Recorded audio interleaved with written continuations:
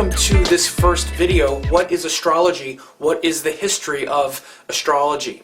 By the end of this video, you will know what is astrology in the cosmic sense. You'll also know how astrology works, literally how spirit takes form. You'll know why astrology works, and you're going to know how it forms you and your karma, and how you are an expression of your karma from the Vedic rishis themselves. And then you'll also know how it creates the world, literally through form and spirit, in the form of Lord Vishnu and the planets as Lord Vishnu. And you'll also understand how this cosmic wisdom later became what we now call the Vedic sciences, through all of the different Vedic sciences. And it actually comes from a body of wisdom that we refer to correctly as Sanatana Dharma, which means the eternal truth. So we're going to dive deeply into all of those things, and now realize that this is part of some extensive training that I'm going to be giving in anticipation of my certification course. So you want to stay tuned for that in the next few weeks,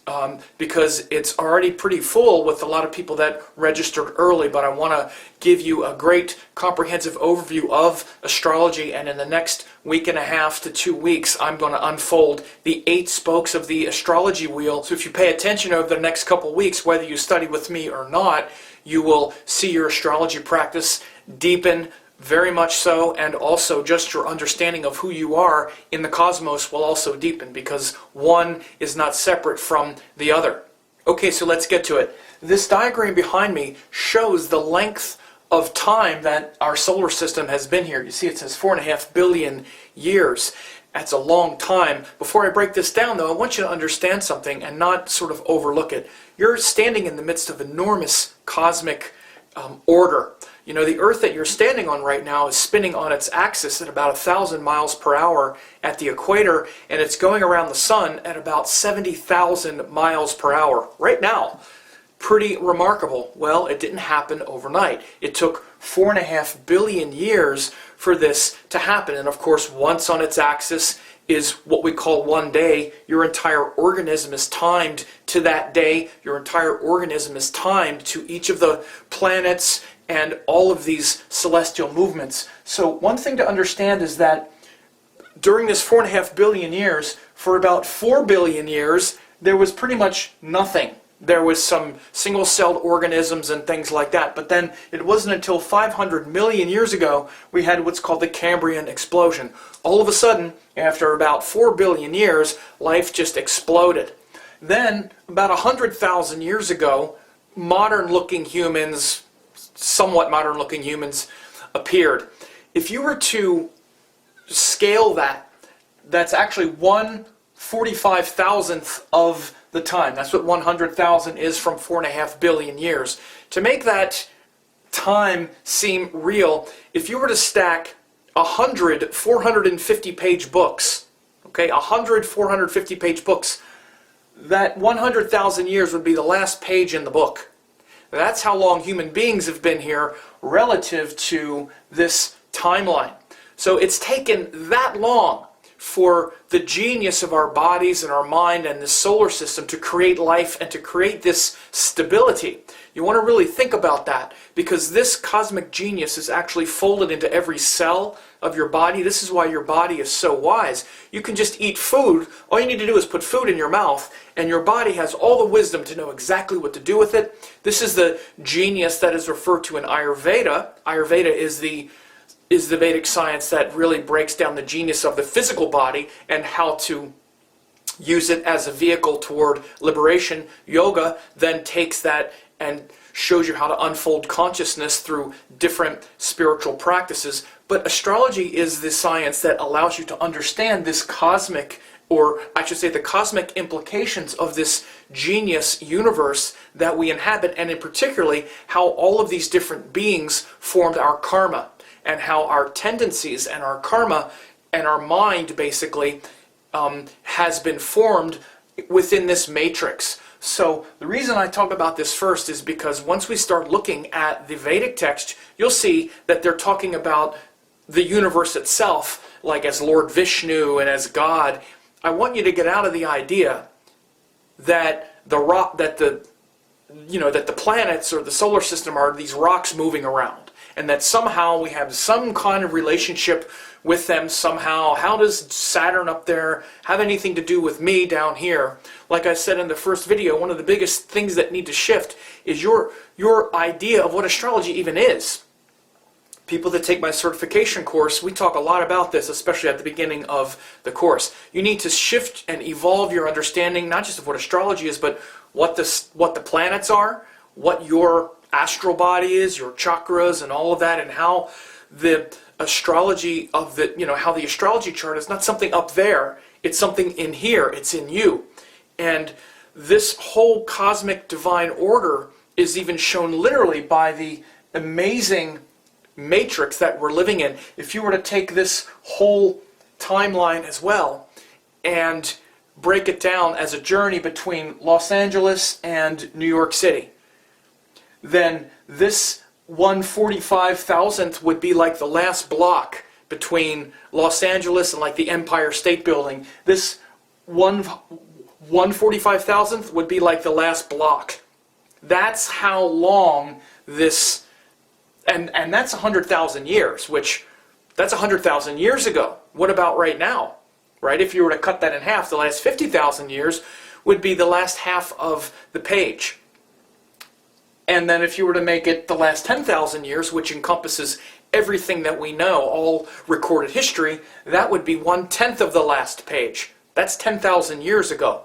So it took this long for cosmic genius to unfold and create people that have sophisticated consciousness and intelligence. And when we start looking in the Vedic texts, especially Bharat Parashara Sastra, you see the way they speak about the universe as incarnation of Lord Vishnu and all of that. This is why they speak about it that way, because we're living in this cosmic order where the Earth is going 70,000 miles an hour around the sun, spinning 1,000 miles on its axis. Our whole organism is timed to these cosmic cycles. So let's take a look at the words of Parashara from the great text Bharat Parashara Sastra.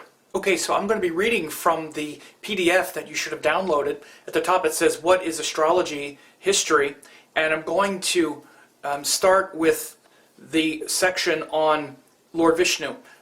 9 through 12 says, "Sri Vishnu, who is Lord of all matters, who has undefiled spirit, who is endowed with the three gunas, although he transcends the grip of the gunas, who is author of this universe, who is glorious, who is a cause, and who is endowed with valor, has no beginning. He authored the universe and administers it with 1/4 of his power. The other 3/4 of him, filled with nectar, are notable to the philosophers of maturity." He goes on to say other things. I'm going to focus on just a few of these because we have quite a bit of material to cover. But then he comes down and he talks about Mahatattva, Ahamkar, and Amkar Murti, which are different facets of consciousness. But then in verse 18, 19, this is from the first chapter of Bharat Parashara Sastra, he says, "Ahamkar is of 3 classes, in effect, with sattvic, rajasic, and tamasic dispositions. Divine class, sensory organs, and the 5 primordial compounds, space, air, fire, water, and earth, are respectively from the said 3 ahamkaras." So what he's doing is he's also showing the first tenets of what's called Sankhya philosophy, the same philosophy that's used in Ayurveda, where once spirit takes form and breaks out from what's called Mahad, which is divine intelligence, then it breaks off into Ahamkar, which is the separate self, or the potential for separate entities or separate beings. Then it goes into the Tamasic guna, which has the 5 elements.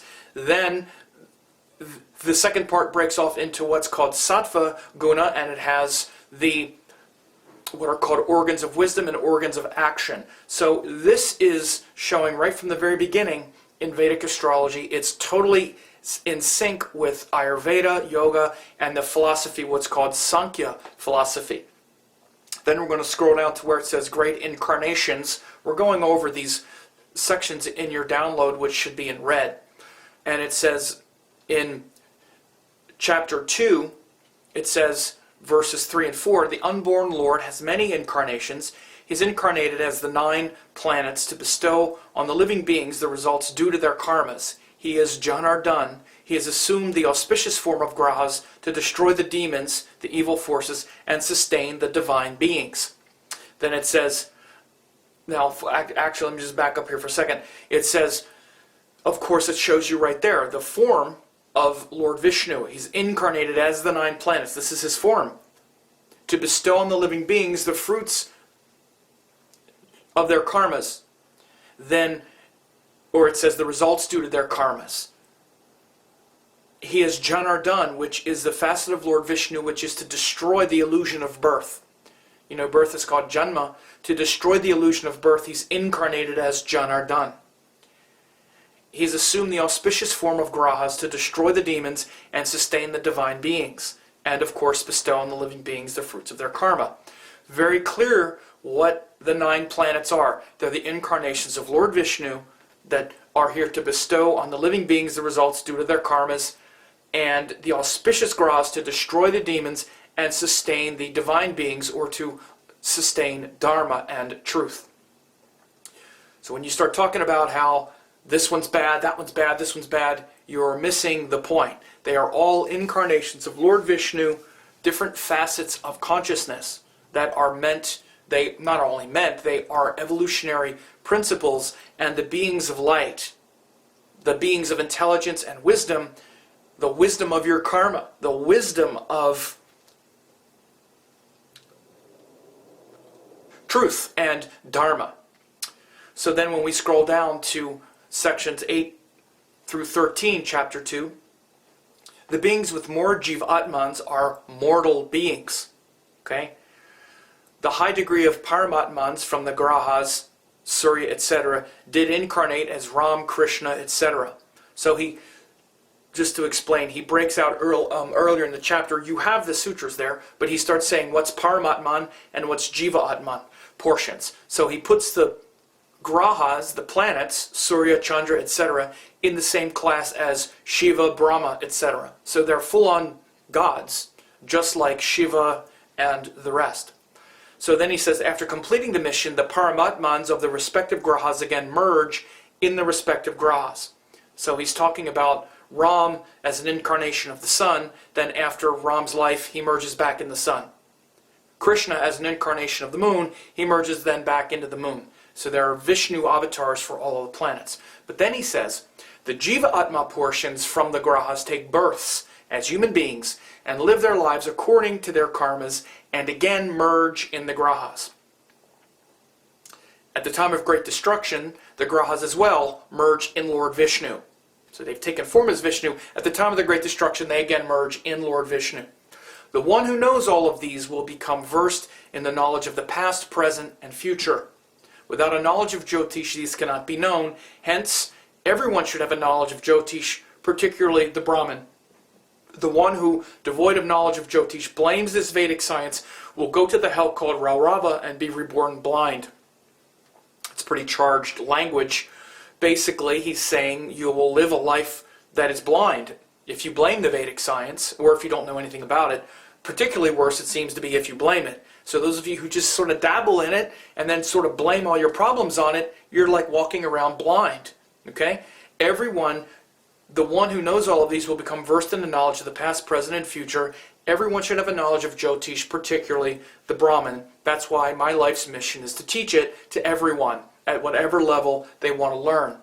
And when it says particularly the Brahmin, he's talking about educated people. Okay, I understand there's still a caste in India called the Brahmins, but it's antiquated. It's not what they were talking about here. When he says particularly the Brahmin, he means particularly the educated people. That's who the Brahmins were back then. You have to modernize this.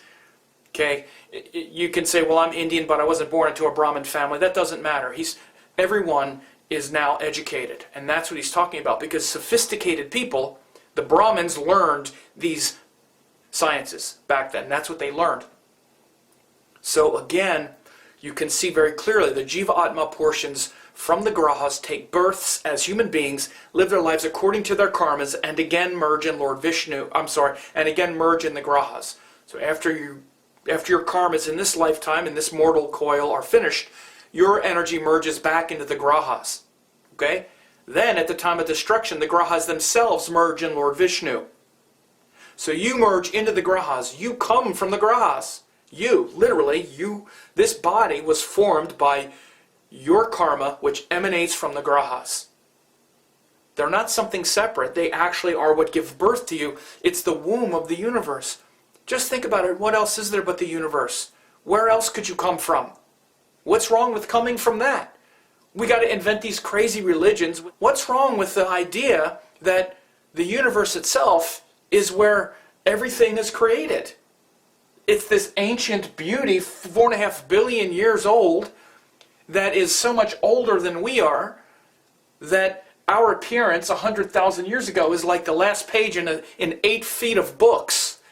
How hard is it to believe that this universe is wise and that these planets are not just rocks moving around and our karma is not just some arbitrary system of like carrots and sticks trying to beat us into submission or some other crazy idea? Again, in my certification course, we flesh this out a lot. A lot of questions about karma. People have a lot of confusion about karma because they think it's one thing, kind of what comes around goes around. It's much deeper than that. It's much deeper than that. It's not just that you have karma with the planets, you are a product of your karma with the planets. That's what you are, what you're calling you, which is this separate being walking around with this ego and these tendencies and these inner conflicts. All of that comes from the grahas, comes from the planets, based on your karma. And you're here to evolve that. So you can relax into the cosmic wisdom rather than struggle against the good ones and the bad ones. So this is the foundation. This is the first 2 chapters in Parashara Sastra. Before he even gets into how to do astrology, this is what he talks about first. And literally what you are is, again, the Jivatma portions from the grahas take births as human beings, live their lives according to their karmas, and again merge in the grahas. Right? So this also should make you understand that, there's this kind of new age convention to say, well, my soul chose to come here, I chose to come here. It's okay to look at it that way, but the truth is you come here when the grahas bring you here again. That's what the birth time is the moment that your karma lines up with the message in the sky. This is your incarnation. And if you didn't remember choosing it, then you didn't choose it. It was chosen. Okay? So this is a great introduction for the rest of this first class on history and the origin of astrology. The first thing we need to know is this stuff first. We need to know this before we start then unraveling things like the sacred texts and what all those texts mean. So we'll do that now. Okay, so let's go over this cool mind map on how to do Vedic astrology correctly, and we're at the first spoke in the 8 spokes of the astrology wheel, and that's the history. And you see here we have this overview of the text, Vedas, Upanishads, the Puranas, the mythic stories, which led to the Vedic sciences. So this is a general incremental order of how the Vedic text and the Vedic lineage unfolds. And I try to group these things in a way that makes sense.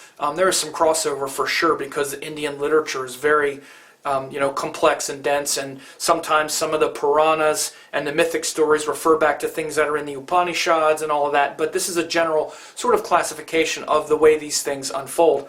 So first we have the Vedas. There are 4 Vedas. These are the most ancient texts. First was the Rig Veda, which was the oldest, and it's basically hymns to the sky gods, really. And that, as far as astrology goes, this is where all of the deities and lords and rulers of the nakshatras lie. So when you do nakshatras, you're actually tapping directly into the pure Vedic wisdom that's literally in the Vedas. Because you can say Vedic astrology, but a lot of it is stuff that's also in Western astrology, just with some Indian references. But when you're talking about pure Vedic, this is literally from the Vedas. And that includes, deities like Indra and Agni and Soma and Ahirbunya and the 8 Vasus and the Pitris and all of these. These were all in the Rig Veda primarily. The Rig Veda was the incantations and the mantras that they would say to bring the deities down into form. You also had the Yajurveda, which was the second Veda. There's a Krishna Yajurveda, was where you have a lot of the earliest astrology proper. Yajurveda is also where you have things like the Sri Rudram, which first showed the appearance of Lord Shiva. But in particular, as it relates to astrology, Yajurveda was very important because it had the first sort of codification of what's called the Vedanga Jyotisha. Some of that also appeared in the Rig Veda, but it was the most organized in the Krishna Yajurveda. And you understand that the first application of Vedic astrology was to, again, have them know when to call spirits down, when to call the actual deities down into form. And it was all about the timing of rituals and when the priests should do things, especially in the Yajurveda. There's a lot of instructions about when they should say the mantras, what the different nakshatras mean, what the qualities of the nakshatras are, the panchangam, the fivefold division of time that we use, that priests now use, so that when we perform a puja, we know how to tell the deity to come into our time and place. Understand this, it's really cool, because you'll notice when they do ceremonies, if you've ever gone to an Indian puja, what the pujari will do is he'll basically say the place where you're sitting, like let's say it's in California. That's the space, but then he has to tell the deities the time. Now he's not saying, Tuesday, January 3rd, he's using cosmic time, which is, it's Uttarayana, the northern course, it's this nakshatra, it's this paksha, which means it's, the waxing or the waning moon, it's this nakshatra, it's this tithi, it's this nitya yoga. These times never repeat, it only happens once. And all those instructions come from the Vedas primarily, at least initially. This is where you started seeing that codification of Vedic astrology as the science of sacred and divine time. Because if we want the deity to come out of the sky and inhabit the statue that we're doing a puja to, like if it's a Ganesha puja, you want to tell Ganesha where you are in time. You're here in space, but time, cosmic time, is all of the stuff that we see in the Panchanga. So all of this stuff in the ancient Vedas show our place in cosmic time. Cosmic time is not Thursday, January 3rd, 2012. That has nothing to do with cosmic time. That's a Gregorian calendar time, which has nothing to do with cosmic time. Cosmic time is Uttarayana, Krishna Paksha, Magha Nakshatra, fourth Tithi, Shiva Nitya Yoga. That's the cosmic time that brings the deity in to the statue. So here we are, come into the statue, now we're going to do puja. So that's the earliest use of astrology, and this is how we can learn a lot about astrology, by studying sacred timing, and not just the ancient Vedic sacred timing, but the timing every day. This is why one of the main things I tell my students is pay attention to the sky every day. That's how you can really learn. So then we have the Samaveda and the Atharva Veda, the last two. Samaveda had a lot of music. They put a lot of the hymns from the earlier Vedas to music, a lot of creativity in that one. And then the Atharva Veda had a lot of things that were much more cultural, and you saw the first major moves toward Ayurveda and healing in the Atharva Veda. Some say it's not as much of a Veda as it is another, type of book, but it's still considered one of the Vedas, one of the Chaturvedas.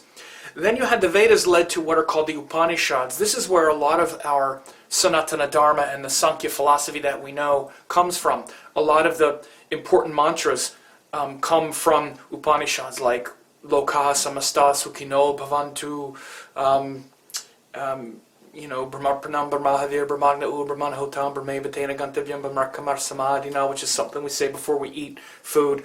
Many of these kinds of, Asatoma Sadgamaya, Tamasoma Jyotirgamaya, Amritor Ma'amritam Gamaya, comes from different Upanishads. There's about 15 major Upanishads, and they distill the essence of the Vedas into a philosophy. So it's the source of Vedanta. Vedanta is the philosophy of all of that Vedic stuff. Again, the early Vedas were mainly techniques. There wasn't a big philosophy behind it. They already knew the philosophy. The philosophy was this is who we really are. We're these divine beings living here on earth. Here's how we bring it in, here's how we use it.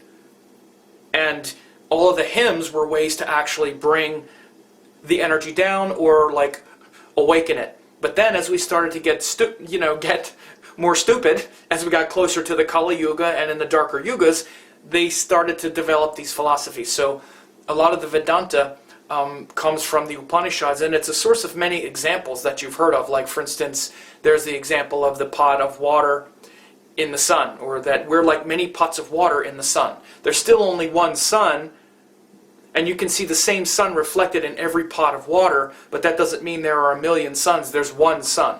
Just like there's one consciousness, there's one Paramatman, there's one Supreme Self, and we are all versions of that, under the illusion that we're just this being in this pot, under the illusion that we're the sun in a pot. We're not the sun in a pot, we're the sun. And our illusion around the sun actually revolves around this idea that we're just this limited reflection of the sun in the pot of water, when in fact we're the Paramatman. So this is an example. This comes from one of the Upanishads. I don't remember which one. You could be a scholar of the Upanishads. There's so many, and some of the most important ones are the Isa Upanishad, the Pradaranyaka Upanishad.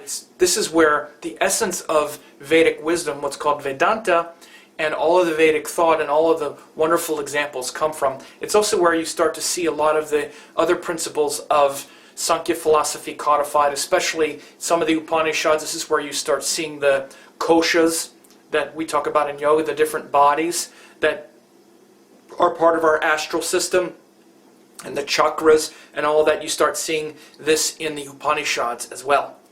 So then you have different kinds of literature. The Puranas, which are lives and they're books that are about the life and the stories of deities. There's like the Vishnu Purana, the Skanda Purana, the Shiva Purana, and these are where you see the deities, not the Rig Veda deities, because the Rig Veda deities are sky gods, and they're related to celestial nakshatras. But like, for instance, Shiva and Ganesha and Parvati and the modern Hindu deities are sort of codified from those ancient Vedic deities. And you see this group of Puranas, as they're called, talk about the life and story of different deities. So, of course, the Vishnu Purana is all about the life of Lord Vishnu and his many incarnations. Skanda Purana, Skanda was the son of Lord Shiva. There's the Shiva Purana, which of course is about Shiva. So, again, there's a lot of stories and kind of hijinks that the gods go through. There's a lot of stories about Lord Shiva and Parvati's courtship. One of the things to understand about all of this, all of it, is there's an astrological component to all of it. Shiva and Parvati, Vishnu and Lakshmi, Brahma and Saraswati are different ways to personify the masculine and the feminine, the sun and the moon. For example, so you see the interplay between Shiva and Parvati in many texts. In the Skanda Purana, there's a lot of that. And it's an interplay between the sun and the moon, all the destruction and the creation, and Shiva doing penance, or I'm sorry, Parvati doing penance to the sun, or to Shiva, and all of these kinds of things. And once you really dive into it, you understand it's all astrological. So, again, all of this stuff is really drawn out a lot in the certification course. The whole first module is where we talk about nothing except these things. We're talking all about the qualities of history and the different texts, and then how those things became sciences. Another important group of texts are the mythic stories. Now this has to do with the lives of incarnations, not lives of deities, but lives of divine incarnations. Particularly, there are the Ramayana, the Mahabharata, Bhagavad Gita is part of that. Ramayana is the life of Lord Rama, who's said to have actually lived on the earth, which is different than the deities who are, incidental beings that live in the sky, or, that live in the subtle realms. The Ramayana is about someone who has supposedly lived on earth. At least that's the myth. And frankly, it doesn't matter whether it was true or not. Sometimes people say, do you really believe Lord Krishna actually lived? Do you really believe Jesus lived? Do you really believe Lord Rama lived? Who knows? Nobody really knows. And that's not the point, actually. But it's said that Lord Rama lived, and his story by the great poet Valmiki is portrayed in the Ramayana. Mahabharata, which literally means the Great India, is more about the life of Lord Krishna and the great war that happened on the battlefield of Kurukshetra. An extrapolation from Mahabharata is the very famous Bhagavad Gita, which means the Song of God. And so this is a different group of texts, the mythic stories that are supposedly there to show us how to live our life on earth. This is the difference. Whereas the deities, the Puranas show the life and stories of deities. We don't, since we're not deities, we can't, make the earth, plunge the earth into the bottom of the milk ocean and then go down to the bottom of, all of these heroic things. When you get into the Ramayana, Mahabharata, Bhagavad Gita, we're talking about ways to illustrate our life on earth as lived through the life of these these incarnations of people who apparently lived. And there's a lot of supernatural stuff in there as well. But the scenarios are things that we face. War, treachery, deceit, a lot of psychological implications, very, very deep stuff. You should read the Bhagavad Gita if you never have. It doesn't even take that long. Incredible story that distills the essence of yoga, the essence of devotion, what's called bhakti, and also disciplined practice, which is Raja Yoga, and also Jnana Yoga, which is the yoga of intelligence and wisdom. Beautiful. So those mythic stories show us how to, those epics show us how to live our life on earth. And then this whole body of knowledge and wisdom, which I said at the beginning, is generally referred to as Sanatana Dharma. This universal wisdom is pervasive throughout all of it. All of it is just a way to further illustrate and personify and show this universal truth, this eternal truth, Sanatana Dharma. So all of those stories and all of those texts refer back to that same thing, and then they filter down into three major sciences. There are others, of course. There's also Vastu, which is sacred architecture, Hasta Samudrika, which is palmistry.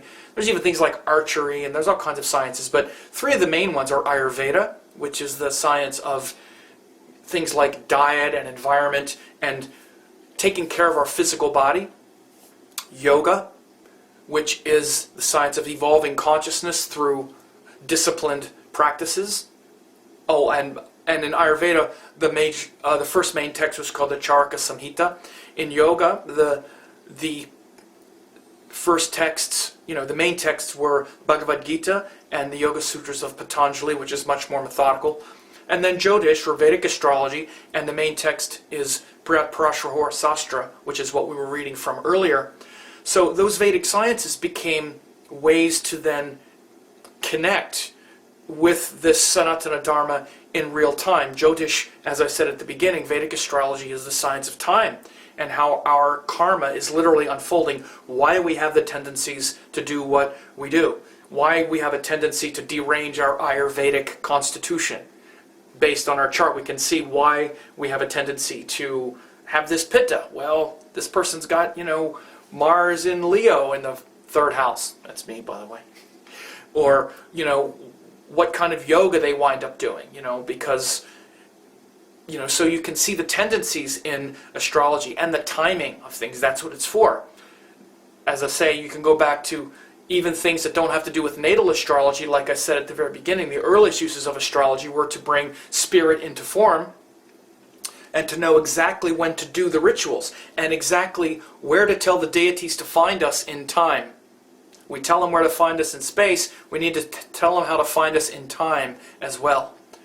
And that's why I'm saying the earliest uses of astrology had nothing to do with natal astrology, had nothing to do with reading birth charts. That came much later, actually was mixed with Greek astrology, or with other forms of astrology, Babylonian and other things, and then it became codified into the astrological systems that we use now. So this is an overview of the first spoke in the astrology wheel.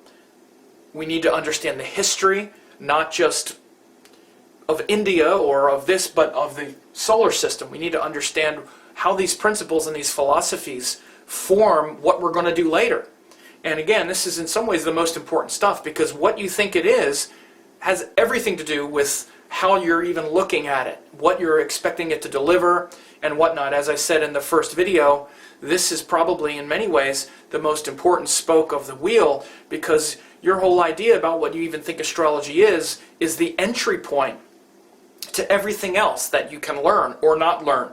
And so leave me some comments, let me know what you think of this. This is incredibly important. And again, in my certification course, there's an entire module, like 4 weeks, 6 weeks if you include the conference calls, dedicated to making sure we get this right and we dial it in. And in the next video, we're going to be talking about the frameworks, how all of this structure and this history and these qualities of Sanatana Dharma lead to the sacred frameworks. And two of them we already talked about from Brihat Parashara Sastra, the 3 gunas and the 5 elements.